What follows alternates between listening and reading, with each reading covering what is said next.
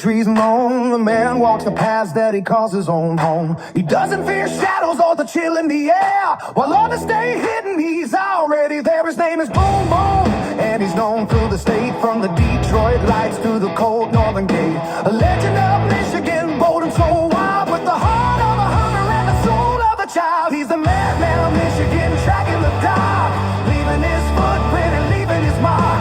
With NCI standing right by his side, there's nowhere the monsters can scurry and hide. From the flick of a tail to the howl in the breeze, he's the king of the night and he does what he please.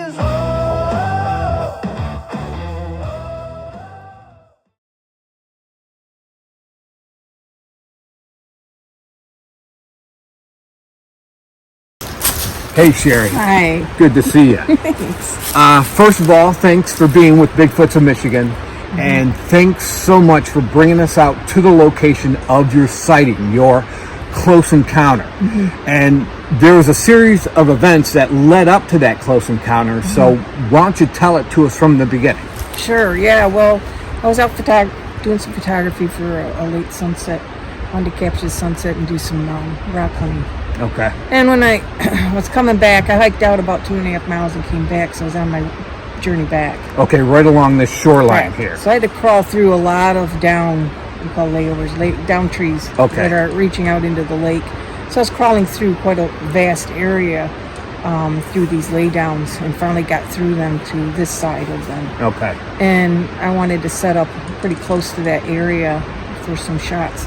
So once I got through the laydowns, I was kind of scoping out my view down the shoreline, see where I want to capture the sun and such, and I kind of had a sense something was present around me. Okay. It was an intense feeling. Like the hair standing up on the back of your neck. To the point where I stopped and said, I looked around. Okay. I looked around looking to see what could that be. Like it didn't feel right. Okay, and there's like a bank. It kind of, I was up against the embankment. Okay. It wasn't much of a shoreline from the water's edge to the embankment, and there's trees sticking out, so you only got like a little bit of walkway. And this was just 1 month ago. Correct, 1 month ago. Okay, so the water was a little bit higher. You had less evening, of a shoreline. You had a tide that comes in kind of close up to the shore. It was a quiet night. The lake was very calm. And so I was standing there, and I just had that sense something was around. So I proceeded to walk carefully along these rocks. It's a very treacherous area where I walk on these rocks because they roll under your feet. Okay. So I had to take it easy. I was walking through, but I'm looking, I'm kind of shaking it off and kind of walking around and looking. And I stopped in another area just a little ways past that. And I stopped and I was like really scoping out my view. I thought, I think I like this view. And all of a sudden, this rock, a quite large rock. Okay. Quite a large rock. Flew through the air and landed right behind me, about 10 feet behind me. Oh, wow. 15 feet. Then smashed on the rocks? Smashed down on the rocks, where they scattered. Oh, wow. And it rolled into the water. So a lot of force behind that rock. Absolutely. It startled me. I turned around. It startled me because where I was at, I'm looking up in the embankment, and there would be nothing like a landslide that would have that type of velocity, momentum coming down. Okay. I've been in those before. Never like that. And it startled me so bad, it rattled me. So I said, I think I'm going to walk down further. If there is going to be some kind of debris falling, I don't want to be at the bottom of it. Okay. So I did walk about another, probably 100 feet down. Okay. And that's where I set up for my shot. The sun was still kind of up a little bit above the peninsula I was shooting at, and so I said, I got a little time. So I kept scoping up, into the embankment, looking. And I couldn't see anything, but I still had that sense there's something there. Okay. So I was getting ready to set up. I laid down on my belly on my, on the rocks there, and getting some test shots off, checking everything, and doing some photography a little bit, and waiting. And all of a sudden, I hear this incredibly loud bang or a knock, or I don't know. It sounded like if someone was to take a very large branch and just beat it on a trunk of a tree or something, that kind of a noise, or something like woody, Okay, wow. woody, like Yeah, a woody sound. What we would call wood knock, or really okay. putting some force if that's into the case, it. yeah, you guys are more on it than I am. So it was very forceful, and I kind of crawled around behind me to kind of see what the heck was that. And I'm looking, and I can't see anything. The sun was getting pretty low, and I was like, I'm gonna just go ahead and shoot what I got left here to do and get out of here. So I was listening for quite a while, just listening, and I couldn't hear anything. It was a very quiet night. I could not hear anything. And again, I rolled over and I started shooting, and I heard another bang, just a single bang. And I'm like, this is crazy. So two of them. So yeah. All right. Like so a loud one, and then kind of like a quieter one. So first you feel a presence. Yeah. Then a good sized rock with a lot of velocity, a lot of force coming down at you, smashing on the rocky shoreline. And then a wood, and I wouldn't even call the first one a wood knock. It was like a wood smash. They were making a point. Absolutely. Yeah, getting your attention. It was loud. It was loud, and it was close. Okay, and then the second one wasn't as strong as the first one, but it was still prevalent. Yeah. So after the second one, I was like, there's something there. I just knew it. So I finished up my shots, decided I had to walk across quite a very, like I said, it's a rough terrain. You don't want to get caught on it in the dark. And we're going to get out there in a few minutes. We're going to take a walk out there and see how it is. You'll see that. The light I was losing light very fast at that point. Once the sun sets below the horizon, it gets dark really fast out here. So I didn't want to get caught on the rocks in the dark, and I had a ways to walk along that shoreline on that terrain. So I got walking back, and the beach cleared out, and it got it gets sandy towards the end over here. Okay, rock to sand. Yeah, so I was able to step closer to the shoreline because it got wider to see to back up and look. There's an eagle. To look up on that embankment to get away, but it was so dark. There was just nothing I could see. Just now to get a better view. I'm getting to the point now where I'm starting to see homes along the way. So I was kind of getting into that light residential, houses on the bluffs kind of thing. They're not down on the beach. They're way up on the ridge. So I kind of felt a little better about that. So I'm like, okay, time to go back. So it's about a 20-minute walk from where I was shooting to get back to my truck here. And so I made it back before I got back to where I entered onto the beach, and I packed up everything, and I had a headlamp on. And decided, well, I want my hands clear because I don't want to trip, and it's dark out. So I always pack everything up in my backpack, put my backpack on, put my lamp on, and I started to proceed up the embankment to come back up to the path to the truck. I got up on top of it, and it's quite steep. You'll see that maybe when you come back. You'll see how steep it is the first, maybe 20 feet up the embankment. It's steep because I'm crawling. You've got to grab onto trees. It's help yourself ground. out. But I get up on the top there, and then it's a straight shoot to my truck. So I crested over that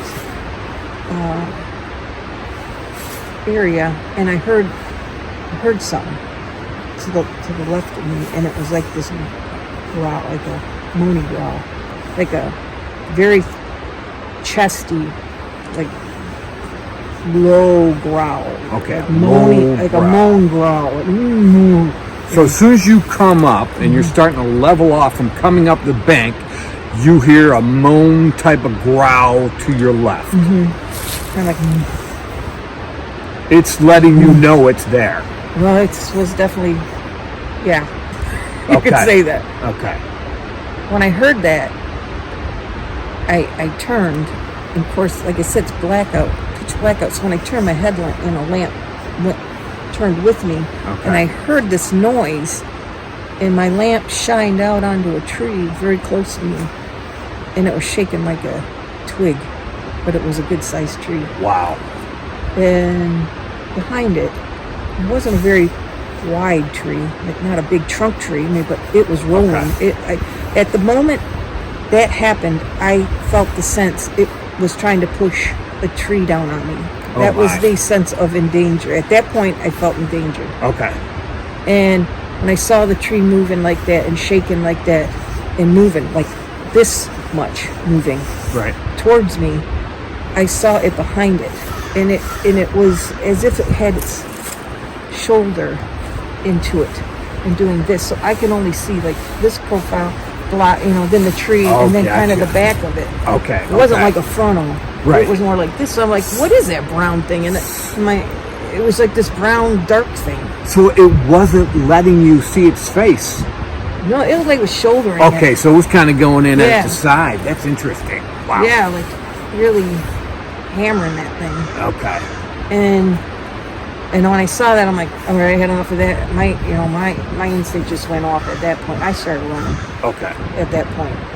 And after 5 miles of walking, and I was tired. I mean, my legs felt like tree trunks trying to move. I wasn't moving fast enough. Sure, I mean, and then so trying to come through a terrain so, like this is very treacherous because there's stumps and rocks that are up here. I could have easily tripped in. And that's probably, so your vehicle's over there. Yeah. That's where the actual close encounter, face to face happened. What do you think? 50 yards, 75 yards? Yeah, I would say about 50 yards. Okay, about 50 yards to your vehicle. Absolutely. Okay. So I get up here, and I get into the truck, and I had my backpack on, and usually I pack to the back of the truck, and there was no way. I threw that backpack in the front seat. And okay. I hit the ignition, and I had it gunned before I got it into gear.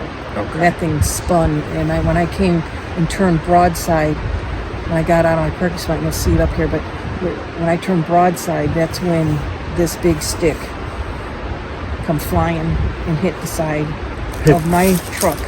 Oh broadside. My goodness. And yeah, it flipped the side mirror, and I stopped for a second because I didn't know what was going on. Right. The noise was so loud, and then I just got out of here. Then I took off. Wow. And that was something I think a little bit I had a tough time processing for a long time. Sure. Still am right now. Well, yeah, I mean, this is your first time back out here. Yeah. It's only been a month. Yeah, rightfully so. Yeah. No, and thanks for doing this. Thanks for having me. Thanks for letting me, I hope it helps your research. Oh, definitely. And just, I think the main purpose of this show is to educate people. Okay. That when you go out in the woods, there are things out there that you need to be aware of. All right, so right now, I think we're gonna take a walk along the path that you took. Oh, yeah. Kind of revisit the incidents which led up to the close encounter. That's what I'm thinking we're going to do. So, all right. Thank you so much. You're welcome. Let's do that. Sure. And then at the end, we'll say goodbye. And let's go see if we can find that branch. Okay. All right, Sounds cool. good.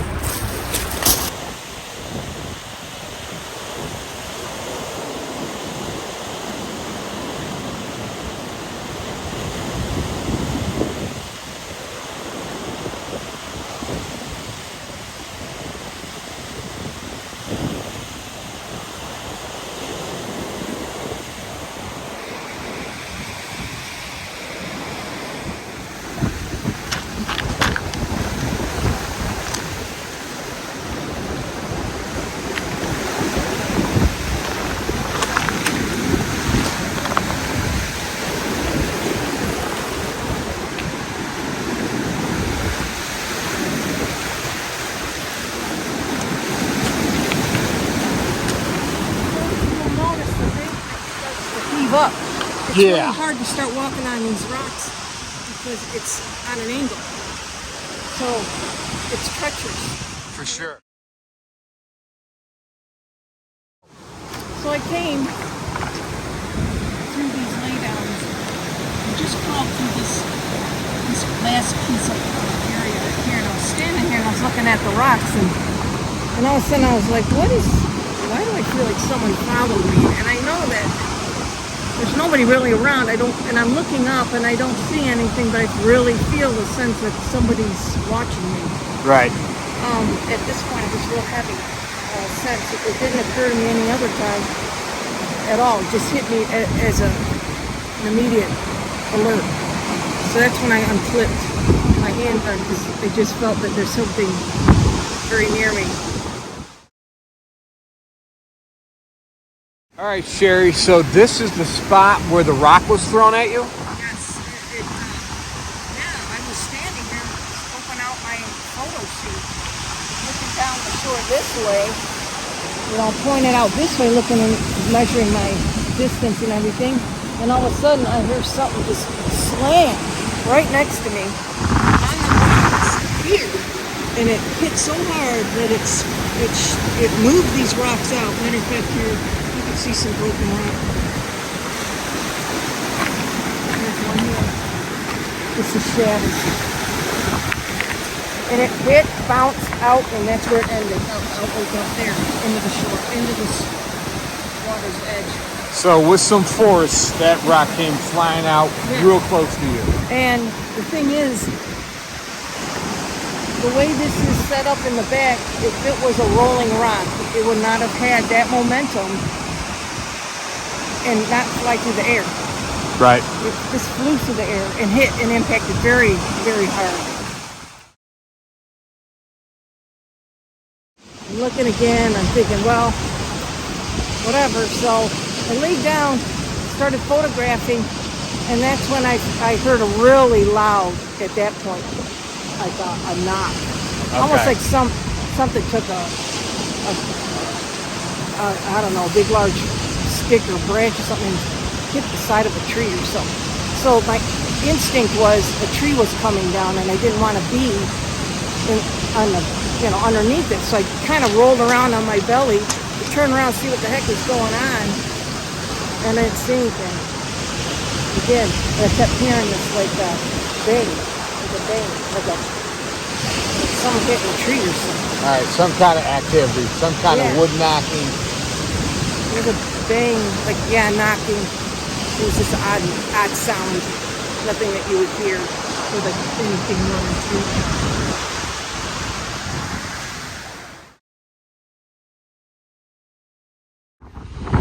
All right, so right here, Cheri, you're heading off the beach, up this path here, back to your vehicle. In the dark. In the dark. All I had was my headlamp on. Okay. And this thing, you figure, is up there already waiting for you. I didn't expect that. I was on my own, not expecting anything. I was just going back to my truck. Right. You had some occurrences, a rock hit by you, you heard some sounds, some maybe wood knocks or wood branch breaks while you're laying down getting some pictures. And so then you're walking up here, heading back to your vehicle, and that's when the sighting happens. And it wasn't really a nice sighting either. Close encounter. It was a close encounter at that point. All right, let's take a walk up there.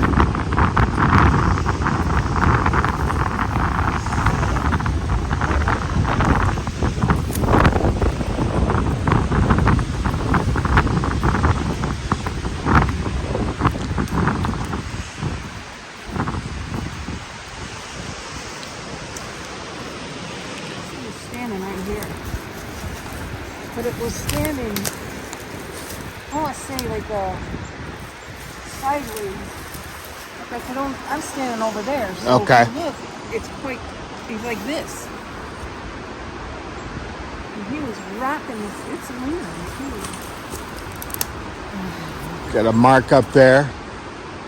So it's been about 1 month. 1 month tomorrow since it happened. Yeah. And you could see the outline of a figure. How much detail could you see? So if you were to see, you would see the side, this side and this side. This was blocking the body, middle of the body mass. Okay. And it was dark, so my lamp, it's pretty good, 30 feet away in the shadow.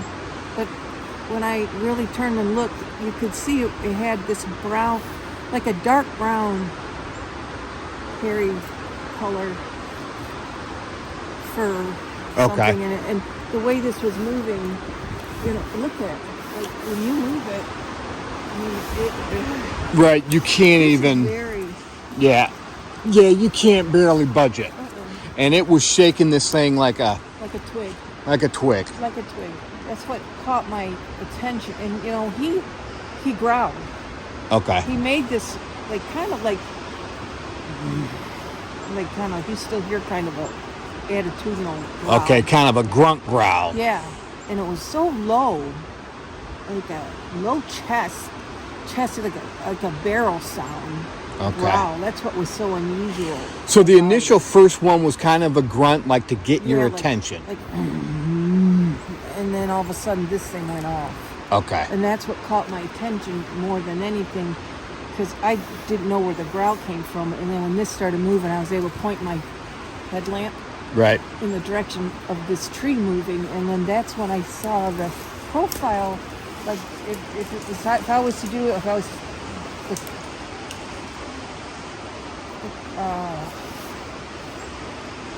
it would be more like he was, and it looked like he wanted to really move and push it down towards me. I was standing right there. So he was really, first he wanted to get your attention, and then he wanted to intimidate you to leave, basically. Yeah. Yeah. And then when I took off running, which you could see, this is, 50, 60 feet away, I jumped in my truck. And when I started moving out of there, that's when that branch hit the side of my vehicle. Oh, that's right. He threw a branch and hit the side of your vehicle. We just got a picture of that. We'll film that in a little bit. Wow. So he followed me. Yep, followed you out to your truck, waited for you to start to drive off, and then threw that at you as a final exclamation point to get on out of here. Yep. So this might be his territory. I have a theory that, okay, we're going to look right behind us. As you can hear all the water and the waves of Lake Michigan. I have a theory that they may have, they could be here year-round, but they may have retreated to the coastline because this is hunting season. And there's a lot less hunters, by the coast. They're mainly towards the middle of the state in the forest, the Manistee, wherever they're going to be at. And so there's going to be less guns in this area. And like I mentioned, there's a couple of structures that way, homes, but they're up on the bluff. And then there's the actual, I would call it a neighborhood, not really, but, homes in a line that go that way that I didn't go that far. That's residential in my opinion, but that's all rural. There's nothing down that way. The color of the fur, you said? Like a brown. Like a brown, a dark brown? Like that. Okay. So a color like that. Okay, so a Like deep... a mossy, dark brown. All right, a mossy, dark brown. Now, well, this is interesting. So we've got this mark on the tree here. Yeah. And then there's another mark up there. See if I can zoom in a little bit, which is kind of the same. Yeah, his body was up. See where this twig is? It was up about another head, about a foot higher than that little twig. Okay.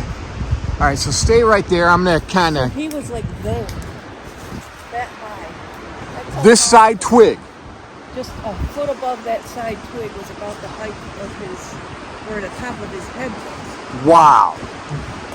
That right there, a foot above. Okay. Is where his top of his head was, Tim. That's where his top of his head was when I saw him over there. Right. That's what I said when I was standing over there. It was like he was over me pushing this tree. All right, so this one here, I've got my hand on it. This one here, and then probably a foot above that. His top of his head was. Wow. All right, so I'm gonna grab my tape measure, and then we're gonna get some pictures about what that height might be. Yeah.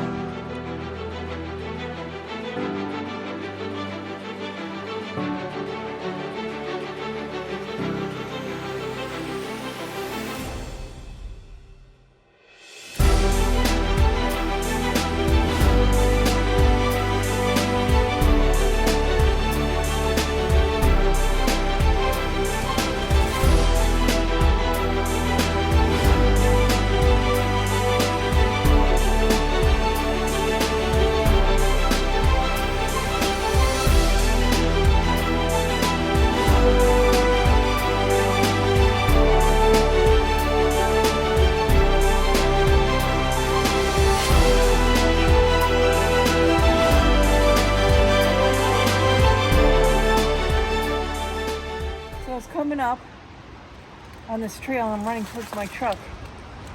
And I jump in my truck, but this is where you would have an exact clear shot of where that stick on hit my truck.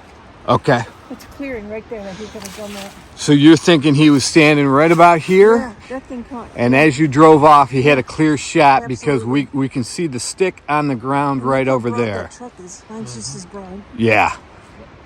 Yeah, that would make sense. Stick's laying right there. I'm gonna go get that stick. Yeah.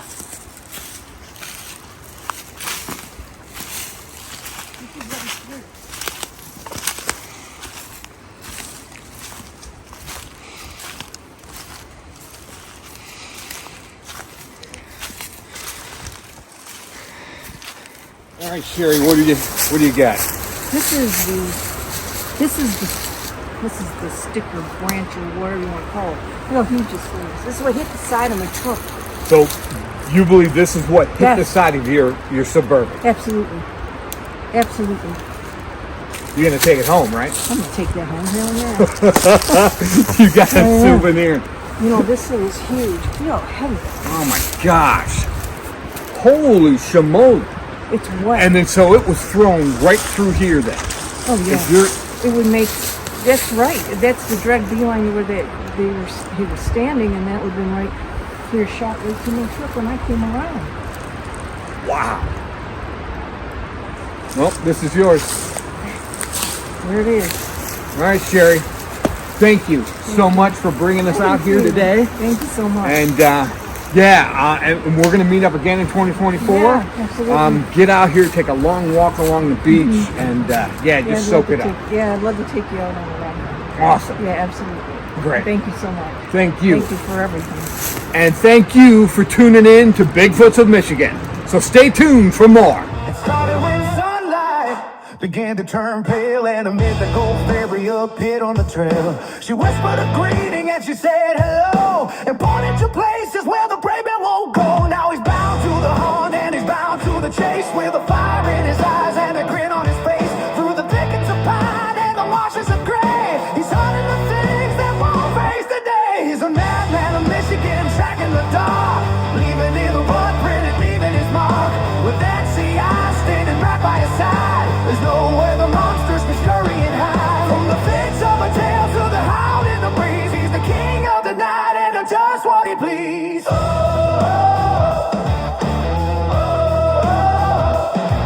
They creep through the silence and crawl through the mud, creatures of nightmare with ice in their blood. But boom, boom is Ray with a spirit of steel, turning my legends into something that's real. He walks where the terror is thick on the tongue, singing the songs that have never been sung. For the Michigan woods hold the secret so deep, but the madman is waking while the rest of us sleep. He's the madman of Michigan, tracking the dark, leaving his footprint and leaving his mark. With HDI standing right by his side.